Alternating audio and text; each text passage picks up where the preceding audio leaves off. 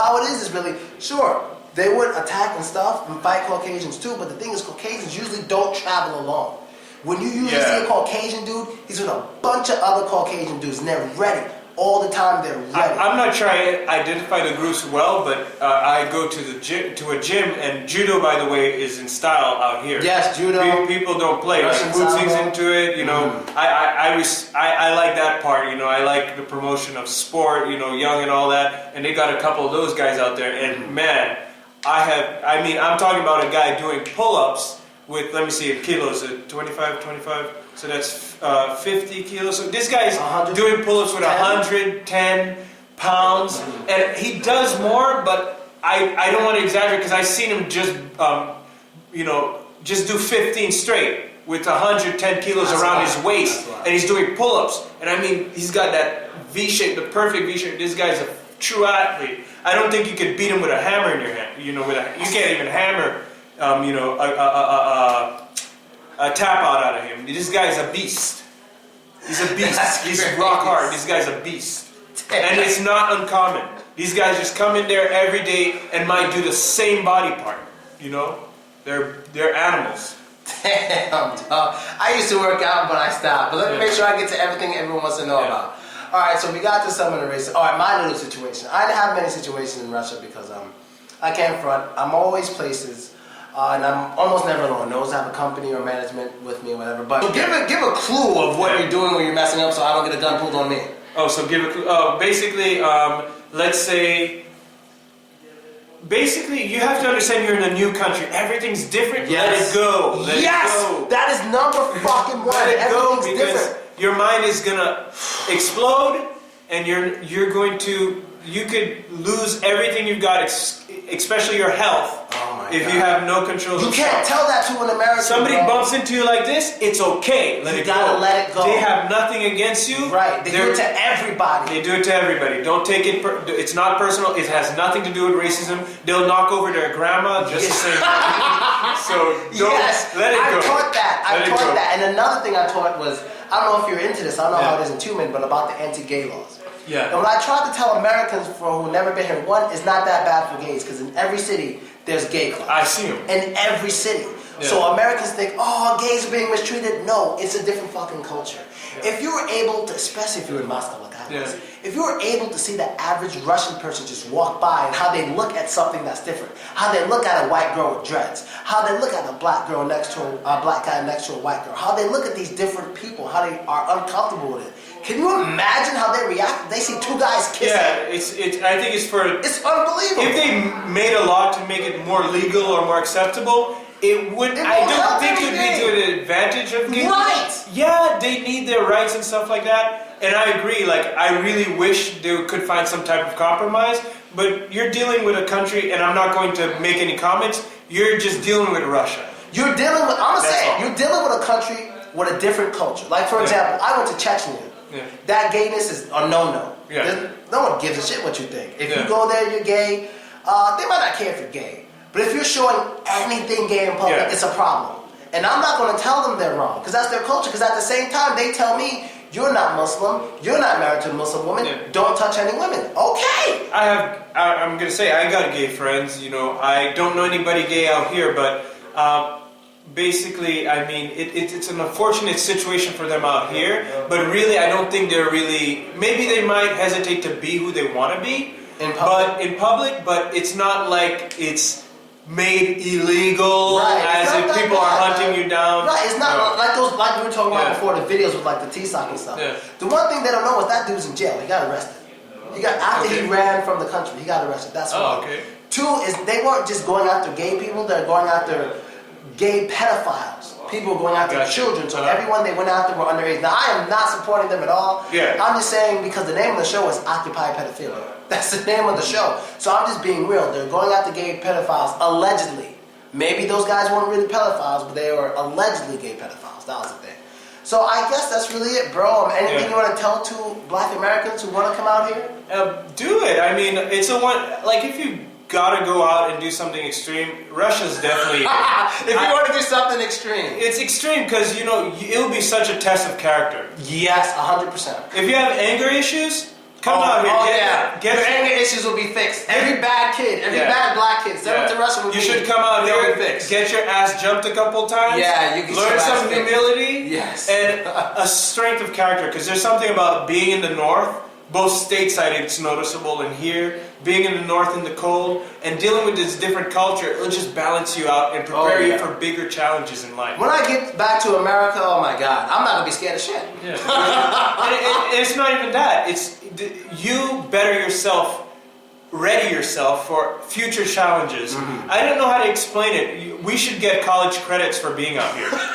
Just for being out here, and they should count every hour and do the math and kind of give you college credits for it, because this is definitely the school of life. Right. I'm not saying there's something out here that you can't get anywhere else, but there's definitely something out here. And you learn to love your brother so much, man. That is true. You learn to be black and love each other so much, it's crazy. Because my friends back stateside, they always tell me they'll pull my black card.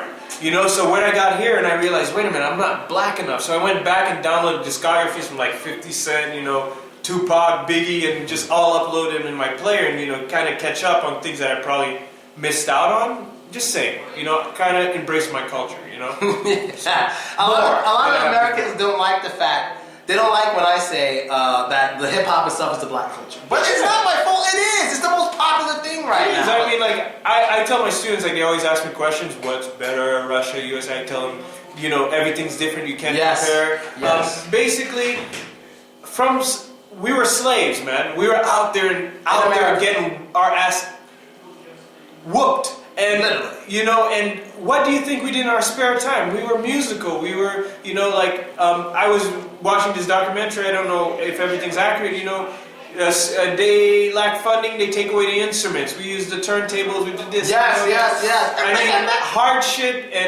hardship and lack of options can really bring talent out of you. That's basically what makes you ghetto. That's part of why Russia's ghetto. Because one definition to ghetto is being basically poorly creative. Like if you can't afford to do something properly and you find other cheap means to do it, that's being ghetto. So like let's say a lot of ghetto people back in the day, when they didn't have real antennas for their TVs, what they do? Hangers, aluminum foil, and then when you try to change the channel on your TV, if that shit breaks, what you get? You get a wrench and you change the channel that way. All that is examples of being ghetto. You can't afford to do it properly, so you find cheaper means. And here in Russia, they get very ghetto.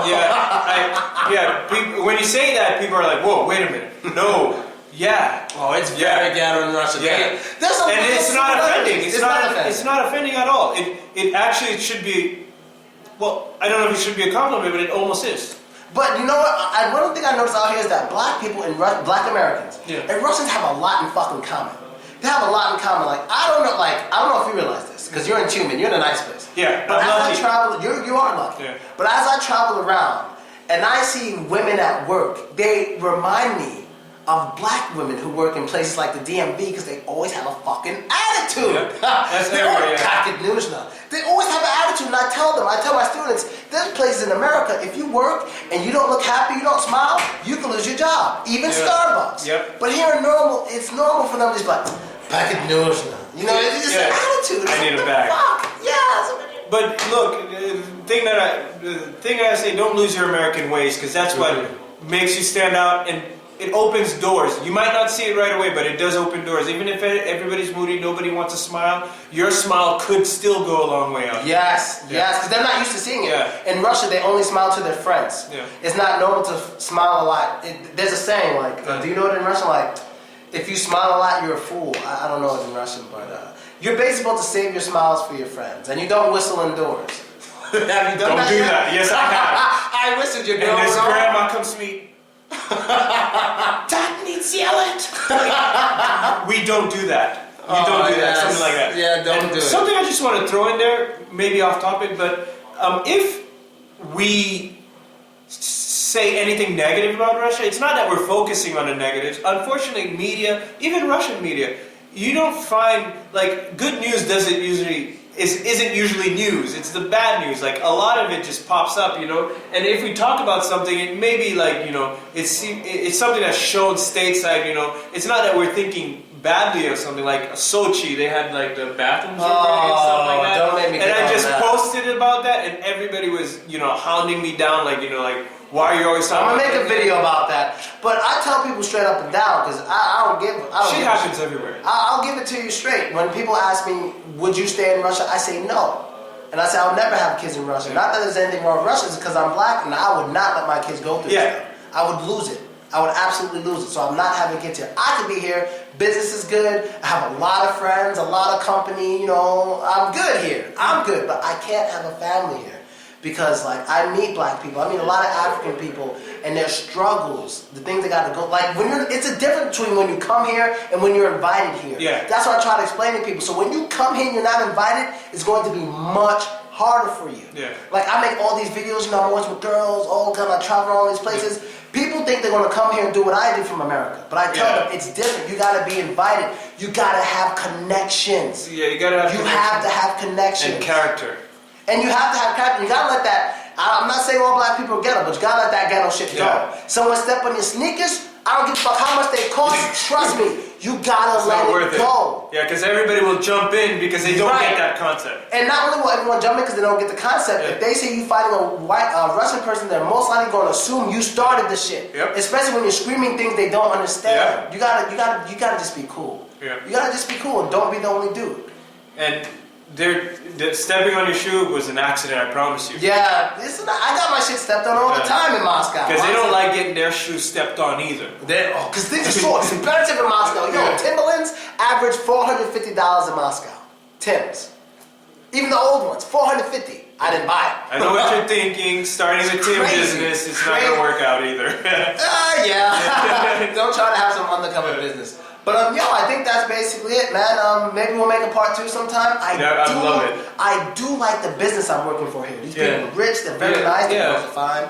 And I'm thinking, I don't know about Rich, but man, no, in you're Tumen. quite an asset. Not in me, Tumen, the company. Yeah, they got Very rich. they're I don't know how they allocate their There's oil and gas here. That's what I'm telling everyone. There's a Yeah. lot of oil and gas, so. you just, as you said, connections. Yes. The right attitude. I mean, there's a lot of potential out here. You Yeah. just got to tap into the right, you know. Right, and then before I go, I want to say one more thing. I know I've said I wouldn't have kids and stuff here, but at the end of the day, if Russia was really as bad as you think it was, I'm pretty sure we wouldn't be here. No. We say negative stuff, but in the end, just think about it for a second. If it's all bad, what are we doing here? So we can go home anytime. We can go home anytime. We're just bloggers. I forgot what this guy called me. We're repeating like all the no. We're just being constructively. It's constructive criticism. Yes, that's all it is. Constructive criticism. And it does seem negative at times, but I mean, what are we going to say positive that you don't already know? Yes, you know the critical part, but do you know if it's something that's negative? We don't know that. You know, like I came out here and I wanted to use a restroom. I rarely use find toilet paper out here. Toilet paper is such a luxury. Not a luxury, but it's just never available. And if there's toilet paper, there's usually a sign saying, don't flush the toilet paper. So after I wipe my ass, you want me to... Oh man. Yeah, I'm guess talking I don't about... You don't know because you haven't gone out there in these public restrooms. Quite often they say, don't flush it. And it's hit and miss. Like, you have the modern restrooms, and I'm not talking about you're going to like a fucked up area. I'm talking about just any area. You can just go there and then just by coincidence, they feel like you shouldn't be flushing. See, I don't have the worst of the worst though. Yeah. Everywhere I go, there's certain rules and requirements. Like this is a nice ass apartment. You know, I don't have to pay for anything. I really like it. I get involved. I went hunting out here. I get involved. I meet people. I used to be a yes guy. I say yes to everything. You pour something in my cup, I'm drinking it. But I've changed. But during my yes man period, I was exposed to quite some stuff, and it was a great experience. I wouldn't trade it for anything in the world. All right, man, we're gonna have to cut some sure people want to roll out. But yo, man, it was great talking to you. Hopefully we have a part 2. Yeah. We're gonna be rolling out now. So yo, it's your boy for Lunch Go and JC.